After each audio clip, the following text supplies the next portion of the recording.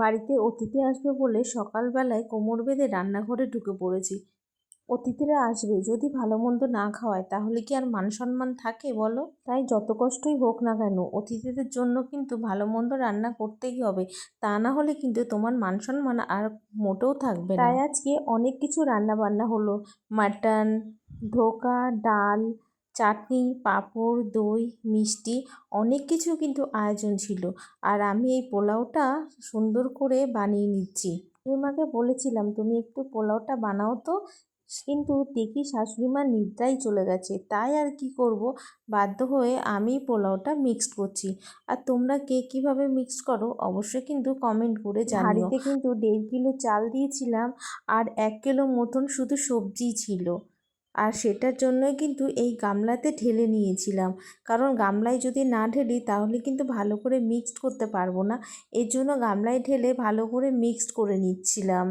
একটু বড় জায়গায় ঢাললে নাড়াচাড়া করতে অনেক সুবিধা হয়, কিন্তু হাঁড়ির মধ্যে দিয়ে নাড়লে একটু খুব কষ্ট হয়ে যায়, একটু নাড়াচাড়া করা যায় না। বন্ধুরা বলো তো আমার পোলাওটা কেমন হয়েছে?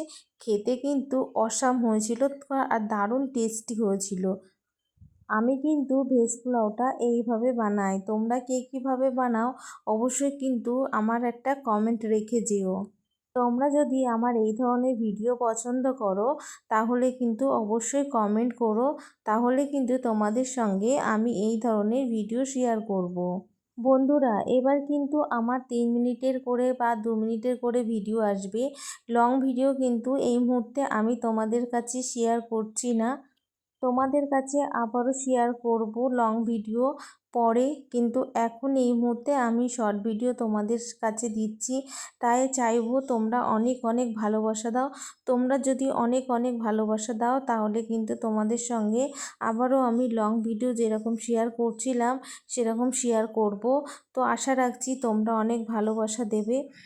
তোমাদের সাথে কথা বলতে বলতে আমার পোলাও কিন্তু রেডি হয়ে গেছে। তো এখন হচ্ছে পোলাওটা ভালো করে মিক্স করে নিয়ে একটু ঘি দিয়ে দিলাম। ঘি দিলে কিন্তু বেশ ভালো একটু তেল তেল হয় আর বেশ ভালো লাগে খেতে, আর দারুণ কিন্তু একটা গন্ধ বেরোয়। ঘি যতক্ষণ তুমি না দেবে পোলাওতে ততক্ষণ কিন্তু পোলাওর সেই গন্ধটা কিন্তু পাওয়া যায় না। তোমরা কে কোথা থেকে এই ব্লগটা দেখছো অবশ্যই কিন্তু কমেন্ট করে জানিও। তোমাদের সঙ্গে আবারও দেখা হচ্ছে নতুন একটা ব্লগের সঙ্গে।